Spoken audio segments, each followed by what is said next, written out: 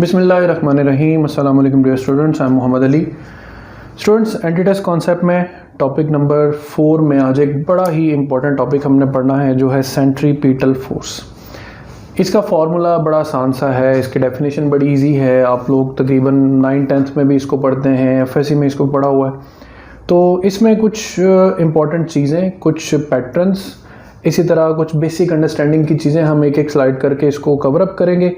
ज़्यादा लेंथी नहीं होगा ये लेक्चर, ठीक है? तो बस जितनी बातें, जितने पॉइंट्स मैं आपको बताता जाऊँ उनको गौर से सुनते जाना।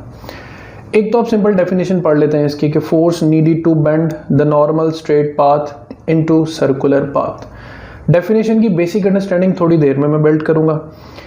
इस कॉन्सेप्ट तक पहुँचने के लिए हम कुछ बेसिक कॉन्सेप्ट्स को पहले स्ट्रीमलाइन करते हैं। फ़र्ज़ करें कि एक गाड़ी रोड पर ट्रैवल कर रही है विद अ यूनिफॉर्म स्पीड। अब दो तरह की एक्सेलरेशंस को हम इन्वॉल्व करेंगे। एक यहाँ मैंने AC लिखा है तो it means centripetal acceleration. AT लिखा है तो इसके दो मीनिंग्स हैं। इसे ट्रांसलेशनल एक्सेलरेशन भी कह सकते हैं और इसे टेंजेंशियल एक्सेलरेशन भी कह सकते हैं। अगर मोशन स्ट्रेट लाइन है तो आप इस AT को टेंजेंशियल कह सकते हैं।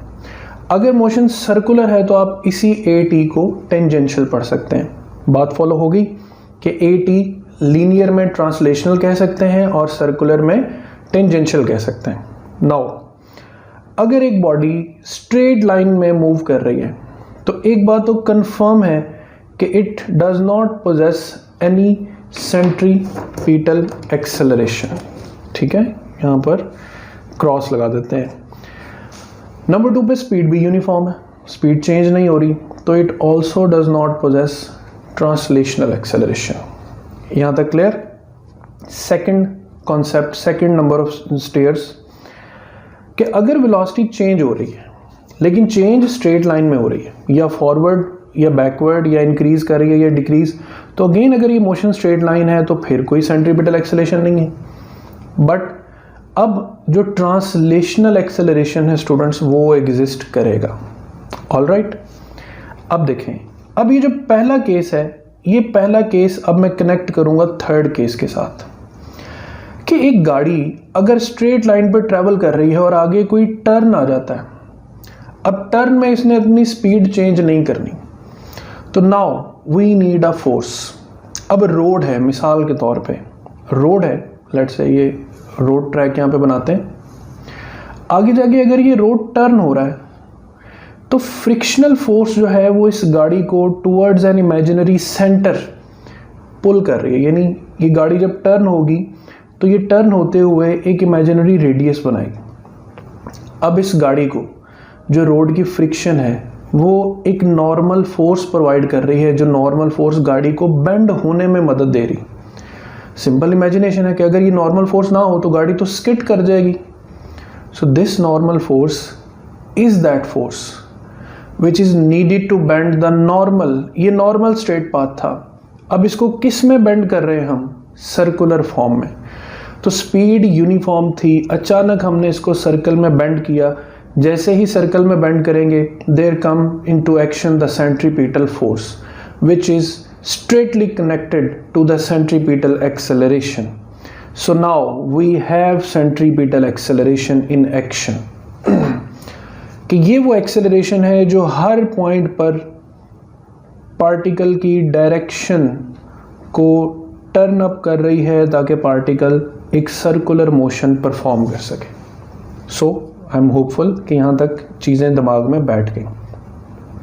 अब स्पीड यूनिफॉर्म थी, यानी ट्रांसलेशनल एक्सेलरेशन मौजूद नहीं थी, और इसी यूनिफॉर्म स्पीड को हमने एक सर्कल में बेंड कर दिया। तो अब जो हमारा मोशन होगा स्टूडेंट्स, वो कहलाएगा यूनिफॉर्म सर्कुलर मोशन। ऐसा मोशन जिसमें हमारे ऑब्जेक्ट की सिर्फ डायरेक्शन चेंज हो रही है, स्पीड चेंज नहीं हो रही। ऑलराइट, तो यहाँ पर टेंजेंशियल एक्सेलरेशन को इन्वॉल्व नहीं करेंगे हम।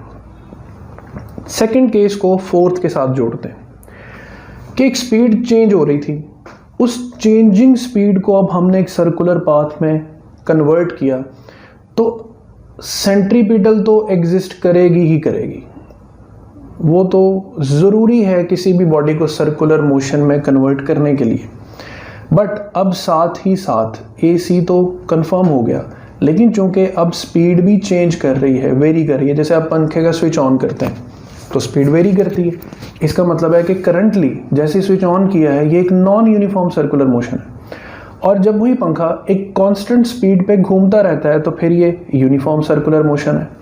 सो जब एक मोशन नॉन यूनिफॉर्म सर्कुलर होगा स्टूडेंट्स, तो उसमें दोनों एक्सेलरेशंस एग्जिस्ट करेंगी। सो नाउ हमारा main concern uniform circular motion के साथ है, क्योंकि हमें बुक में भी और MTCAT के स्कोप में भी ज़्यादा मेजरली क्वेश्चन आ सकता है। तो किससे? यूनिफॉर्म सर्कुलर मोशन से। वो मोशन जिसमें AC यानी सेंट्रीपिटल एक्सेलरेशन तो एग्जिस्ट करती है, बट टेंजेंशियल एक्सेलरेशन एग्जिस्ट नहीं करती। सेंट्रीपिटल एक्सेलरेशन क्या कर सकती है, क्या करती है स्टूडेंट्स? ये पार्टिकल की डायरेक्शन को खुद भी डायरेक्शन चेंज करती है। अब देखें, अगर पार्टिकल इस इंस्टेंट पर है तो that is the direction of centripetal acceleration. Particle इस इंस्टेंट पर है तो that is the direction of centripetal acceleration. और जो बॉडी की वेलोसिटी है, वेलोसिटी चूंकि एक लीनियर क्वांटिटी है, तो the linear quantities will always be tangent to the circle. Let it be the tangent to the circle, let this line be tangent to the circle, let this line be tangent to the circle, and so on. So यहाँ से एक और चीज़ कि centripetal acceleration is always perpendicular to the linear speed of the particle. यहाँ तक clear हो गया? Uniform straight line, non uniform straight line, uniform circular, non uniform circular. All right, अब दो फर्क। In uniform circular motion the speed or the magnitude of the velocity must remains constant। यानी एक particle अगर uniform circular motion perform कर रहा है तो let it velocity be 20 metres per second continuously, यानी मुसलसल 20 मीटर्स पर सेकेंड की रफ्तार से घूमता चला जा रहा है, but its direction will keep on changing in every interval, every second of the time. जैसे आप यहाँ पर देख रहे हैं, पार्टिकल इस पोजीशन पर है तो that is the direction of velocity. Particle जैसे जैसे पोजीशन चेंज करेगा, यहाँ पर एक इमेज मैंने शो भी किया है कि पार्टिकल इस पोजीशन पर है तो ये tangential velocity, particle angle theta subtend करके इस पोजीशन पर आया तो that is the tangential velocity. On each instant the particle is changing its direction, but the magnitude of this velocity remains same. So that is the main ideology of uniform circular motion. अगर motion non uniform है, uniform का तो पता चल गया, non uniform circular motion है तो students दोनों चीज़ें चेंज होंगी। स्पीड भी चेंज हो सकती है और डायरेक्शन तो चेंज होनी ही होनी है। अब एक छोटी सी बात मैं आपको, एक फॉर्मूला जो बुक पे मेंशन नहीं है बट आप लोगों के नॉलेज के लिए और बेटर अंडरस्टैंडिंग के लिए, कि जब ये वेलोसिटी चेंज होगी तो हमें चेंज इन वेलोसिटी कैलकुलेट करना है। चेंज इन वेलोसिटी कैलकुलेट करना है। चेंज इन वेलोसिटी कैसे कैलकुलेट करते हैं, इसका हिंट जो है वो सेंट्रीपिटल एक्सेलरेशन की डेरिवेशन में भी है। वो कैसे? फॉर एग्जांपल पार्टिकल इस पॉइंट से इस पॉइंट तक आया तो what is the change of velocity? उसके लिए सबसे पहले आपको जानना पड़ेगा कि पार्टिकल ने इस पॉइंट से उस पॉइंट तक जाने में एंगल कितना सबटेंड किया है, नंबर 1। नंबर 2 स्टूडेंट्स, आपने क्या करना है, इस वेक्टर को उठाना है, एज इट इज इसकी टेल के साथ कनेक्ट कर देना। देखें कोई खास फर्क नहीं लग रहा, इक्वल साइज और इक्वल डायरेक्शन। अब late it B v1, late it B v2, then we have to find the change v2 minus v1, let it be del v। अब ये जो डायरेक्शन है ना, ये है direction of change of velocity, ये है del v। इस del v को स्टूडेंट कैलकुलेट करने के लिए अपने पास जरा ये फॉर्मूला नोट करें कि del v is equal to 2v sin theta by 2। अब इस फॉर्मूला को यूज कैसे करना है, यूज इसका बहुत सिंपल है। मिसाल के तौर पे ये एक पार्टिकल है, इसकी स्पीड है 20 मीटर्स पर सेकेंड। ये एक पार्टिकल घूमते हुए ऑपोजिट टू द डायमीटर आ गया। अभी भी इसकी स्पीड तो 20 रहेगी क्योंकि ये मोशन क्या है, uniform circular motion, but it has now subtended an angle of 180 degrees. So how we will find del V? We will write 2, then we will write the speed 20, then we will write sine और angle कितना subtend किया 180, तो पहले 180 को 2 पे क्या करना है, डिवाइड, 90 हो जाएगा, साइन 90 होता है 1, साइन 90 क्या होता है 1, तो del V is equal to 2 multiply by 20 multiply by 1, तो change in velocity comes out to be 40 metres per second. अब ये चेंज ऑफ वेलोसिटी है, it is not the magnitude of velocity. ठीक है, ये वेक्टर फॉर्म की illustration है. तो इस एक स्लाइड में जो बेसिक आइडियाज लेकर अब आपने आगे चलना है कि if the motion is straight line uniform then neither AC is present, neither AT is present. If straight line motion has a uniform velocity, non-uniform velocity, then AC is still absent, then there will be translational acceleration. अगर इस motion को हम straight से circular में bend कर देंगे तो centripetal force और सेंट्रीपिटल एक्सेलरेशन एक्शन में आ जाएंगे. अब यहाँ पे आपने एक बात याद रखनी है कि centripetal is always centre pointing. अब अगर ये सेंटर पॉइंटिंग है स्टूडेंट्स, तो हम कुछ मिसालों में देखेंगे कि सेंट्रीपिटल कब और कहाँ किस शेप में एक्ट करती है. यूनिफॉर्म सर्कुलर मोशन है तो सेंट्रीपिटल होगी, टेंजेंशियल नहीं होगी. नॉन यूनिफॉर्म सर्कुलर मोशन है तो सेंट्रीपिटल भी होगी और टेंजेंशियल भी होगी. फॉर एग्जांपल अगर आप किसी फुटबॉल को अपनी फिंगर पे घुमाते हैं, आप उसे घुमा के सिर्फ फिंगर पे उठा लें और उसे घूमने दें, तो that would be uniform circular motion. लेकिन अगर आप वो फुटबॉल फॉर एग्जांपल इसके टिप पे घूम रहे हैं और आप उसको साइड पे यूं हिट करें बार बार, तो ये जो हिटिंग है that would be the tangential acceleration. It will change the speed of the rotating football. अब हम अगली स्लाइड पे चलते हैं. अब हम इसमें डिस्कस करेंगे इसके कुछ एग्जांपल्स और इसके फॉर्मुलेशंस. तो स्टूडेंट्स, सेकंड केस में उसी डेफिनेशन को ज़हन में रखते हुए कि force needed to bend the normal straight path into circular path. अब आपने माइंड में रखने हैं इसके फार्मूलाज.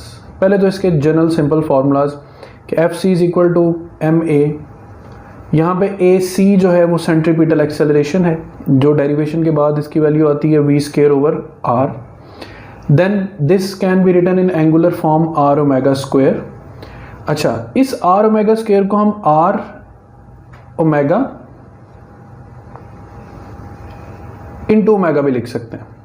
ठीक है, यानी ओमेगा का 2 दफ़ा. अच्छा, अब ये जो आर ओमेगा है it can be written as V because you have learn the relation V is equal to R omega. ठीक है, तो वी लीनियर वेलोसिटी और omega angular velocity. It means centripetal acceleration जो है ये बेसिकली लीनियर वेलोसिटी और angular velocity का product बन जाती. फिर ओमेगा की वैल्यू होती है 2 पाई ओवर टी. ये वैल्यू कैसे डिराइव होती है, ये वैल्यू इस रिलेशन से निकलती है. ओमेगा होता है ना angular displacement over time.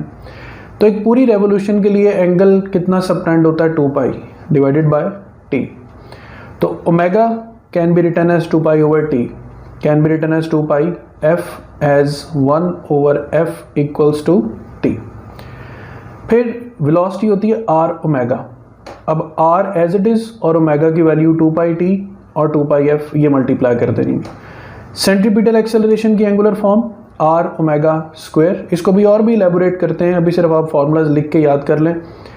Omega square है तो आर एज इट इज और ओमेगा यानी 2 पाई ओवर टी का स्क्वायर और 2 पाई एफ का भी स्क्वायर यहाँ पे अप्लाई कर देना है.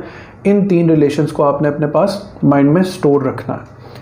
फिर सेंट्रीपिटल फोर्स जो है स्टूडेंट्स, ये नेचर में कब और कहाँ और कैसे एक्ट करती. डिफरेंट सिचुएशंस हैं और उन सिचुएशंस में क्या और किस फॉर्म में सेंट्रीपिटल फोर्स जो है वो एक्ट करती. सिचुएशन नंबर 1, अगर आप एक बकेट को एक स्ट्रिंग से बांधकर घुमा रहे हैं हॉरिजॉन्टली और वर्टिकली, तो जो स्ट्रिंग के अंदर टेंशन है, this tension is behaving like centripetal force.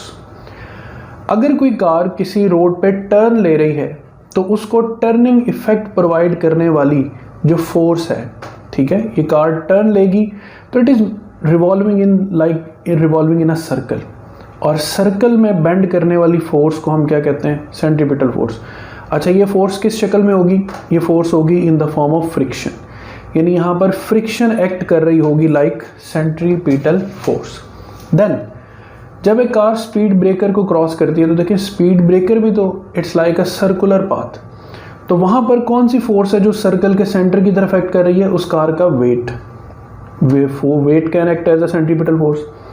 Earth around the sun, let it be earth revolving around the sun, तो वो फोर्स जो बेंड कर रही है अर्थ के पाथ को सर्कुलर पाथ में सेंट्रीपिटल है, और किस शक्ल में है? ग्रेविटेशनल फोर्स की शक्ल में। Electron in the nucleus, electron को प्रोटॉन के गिर्द घुमाने वाली फोर्स इलेक्ट्रिक है, कैसे एक्ट कर रही है? Like centripetal force. Charge particle जब परपेंडिकुलर डायरेक्शन में मैग्नेटिक फील्ड में एंटर होता है तो वही मैग्नेटिक फोर्स एक्ट करती है लाइक अ सेंट्रीपिटल फोर्स। ठीक है, तो अब यहाँ पर एक चीज़ ध्यान में रखनी है कि हर वो फोर्स जो किसी भी चीज़ का normal straight path circular path में कन्वर्ट कर दे, तो that centre pointing force students will be named as centripetal force. तो यहाँ पर कुछ फॉर्मूलाज और कुछ एग्जांपल्स। अब हम चलते हैं इसकी डिफरेंट फॉर्मुलेशंस और ग्राफ्स की तरफ। स्टूडेंट्स, अब नेक्स्ट स्लाइड में हम थोड़ा सा फॉर्मूलाज को इवेल्युएट करते हैं। आपने देखा कि सेंट्रीपिटल फोर्स के दो फार्मूलाज हैं, एक mv²/r और एक mr⍵²। अब बच्चे अक्सर कंफ्यूज होते हैं कि एक तरफ सेंट्रीपिटल फोर्स का इन्वर्स रिलेशन आ रहा है रेडियस के साथ, एक तरफ डायरेक्ट रिलेशन आ रहा है। तो पहले तो इस कन्फ्यूजन्स को दूर करते हैं। स्टूडेंट्स, सेंट्रीपिटल फोर्स का रेडियस के साथ इन्वर्स रिलेशन तब होगा जब हम लीनियर स्पीड को कांस्टेंट रखेंगे, यानी f is inversely related to r if linear speed is constant, और यहाँ पर डायरेक्ट रिलेशन बनेगा if angular speed is constant. तो बेसिक ये फर्क पहले ज़हन में रखें कि v will be constant, then centripetal force is inversely related to radius. यानी अगर दो डिफरेंट साइज के सर्कल्स हैं, जैसे यहाँ पर आपको दो डिफरेंट साइज के सर्कल्स नज़र आ रहे हैं, लेट्स से इसकी लीनियर वेलोसिटी भी 20 मीटर्स पर सेकंड है और इसकी लीनियर स्पीड या वेलोसिटी, लेट्स से स्पीड कह लेते हैं मैग्नीट्यूड को, वो भी 20 मीटर्स पर सेकंड है। अब दोनों की स्पीड तो सेम है, तो किस सर्कल में सेंट्रीपिटल फोर्स ज़्यादा होगी? रिलेशन देखें कि जहाँ रेडियस कम होगा वहाँ सेंट्रीपिटल फोर्स ज़्यादा होगी, तो इनको 1 और 2 का नाम दे देते हैं। तो अब जहाँ रेडियस कम है वहाँ सेंट्रीपिटल फोर्स ग्रेटर होगी, किससे? जो जहाँ रेडियस ज़्यादा होगा। अब आ जाते हैं इस केस पे। अगर एंगुलर वेलोसिटी कांस्टेंट है, अब देखिए एंगुलर वेलोसिटी मैंने 20 मीटर पर सेकंड नहीं लिखा, 20 रेडियंस पर सेकंड, यानी नंबर ऑफ रेवोल्यूशंस पर सेकंड।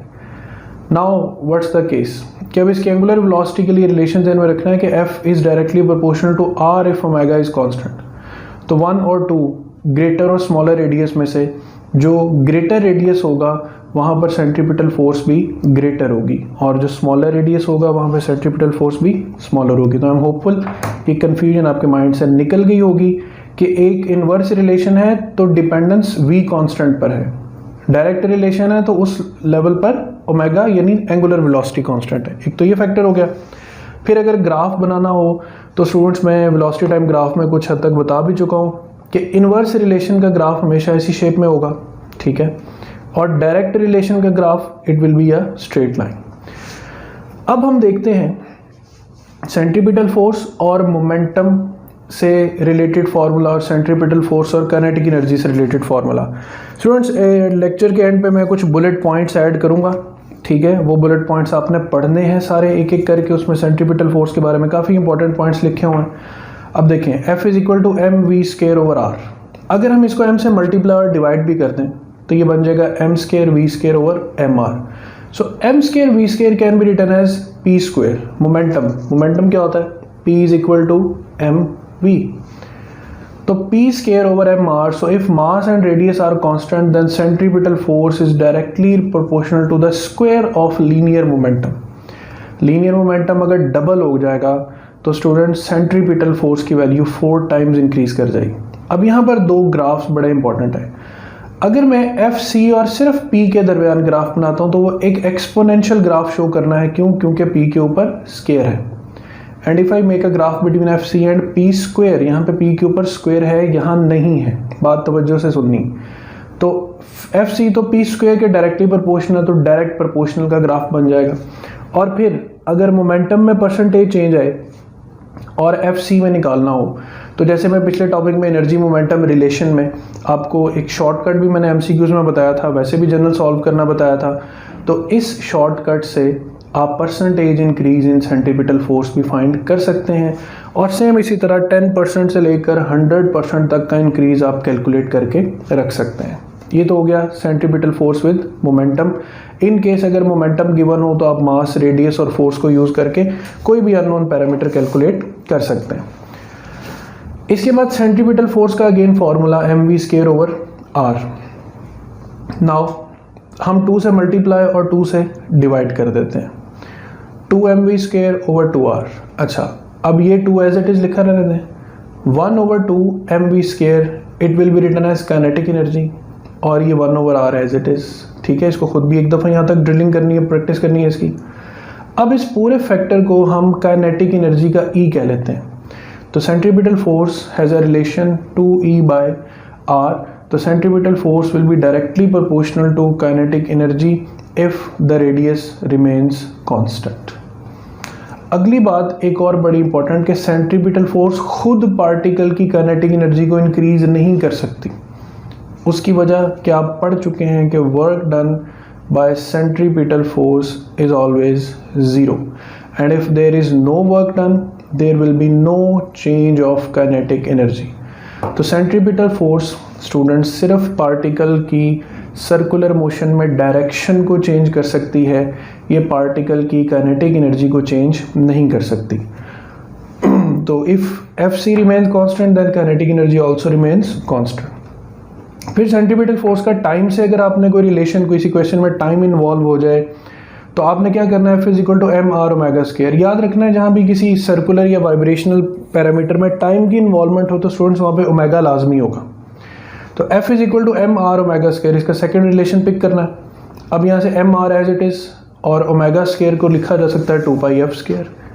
इवन इसको यूँ भी लिखा जा सकता है 2π/t²। तो if you are given with time duration, with the mass, with the radius, then you can calculate the centripetal force. अब मैं एक स्लाइड पर अब तक के इसके डिराइव्ड तमाम फार्मूलाज जो हैं वो लिख देता हूँ, उसके बाद कुछ बुलेट पॉइंट्स जो है वो मैं शो करूँगा, और इन दी एंड मैं कुछ प्रैक्टिस MCQs विद सोल्यूशंस आपको प्रोवाइड करूँगा, जिनको आपने अच्छी तरह प्रैक्टिस भी करना है और समझना भी है। स्टूडेंट्स, लास्ट ऑडियो स्लाइड में F=ma, then AC =v²/r, then AC =r⍵², then finally we can also write it as m linear velocity, angular velocity। इस इक्वेशन से डिराइव करें तो हम मोमेंटम और एनर्जी के फार्मूलाज डिराइव करते हैं। इस इक्वेशन से डेरिवेशन करें तो हम टाइम और सेंट्रीपिटल फोर्स का रिलेशन फाइंड आउट कर सकते हैं। ठीक है, ये मैंने यहाँ पे समराइज कर दिया है। फिर इक्वेट करना हो तो centripetal force can also act like weight when a car is taking, a car is moving over a speed breaker. Gravitational force can balance centripetal force, ठीक है, it can act like centripetal force in gravitational fields. Magnetic force can act like centripetal forces in magnetic fields. Electric force can act like centripetal force inside an atom। तो ये formulation है इसकी total, मतलब maximum question आएगा तो इसी में से आ सकता है। फिर F is proportional to momentum square और momentum is proportional to square root of F। ये शॉर्टकट्स मैंने यहाँ पर लिखे हुए हैं कि अगर आपको परसेंटेज इंक्रीज P में दिया हो और F में फाइंड करना हो तो आपने ये शॉर्टकट यूज़ करना है। फॉर एग्जांपल, अगर आप 10% इंक्रीज करते हैं P में तो F में कितने परसेंट इंक्रीज आएगा, 21%। ठीक है, इसका मेथड मैं पिछले लेक्चर में बता चुका हूँ। और यहाँ पर अगर F में इंक्रीज होता है और P में फाइंड करना है तो फिर आपने इसी शॉर्टकट को इस तरीके से चेंज कर लेना है। तो 10% से 21%, 20% से 44, 30 से 69 और अप टू 100 से कितना आंसर आएगा, 300%। तो यहाँ तक स्टूडेंट्स ऑडियो और वीडियो लेक्चर्स हो गए। इसके बाद अब मैं कुछ बुलेट पॉइंट्स जो हैं वो ऐड करूँगा, वो आपने पढ़ लेने, और फिर कुछ प्रैक्टिस MCQs दूंगा जिनको प्रैक्टिस लाजमी करनी है विद लेक्चर। इंशाल्लाह अगले लेक्चर में जल्द हाजिर होंगे। अपना ख्याल रखिएगा। अल्लाह हाफिज़।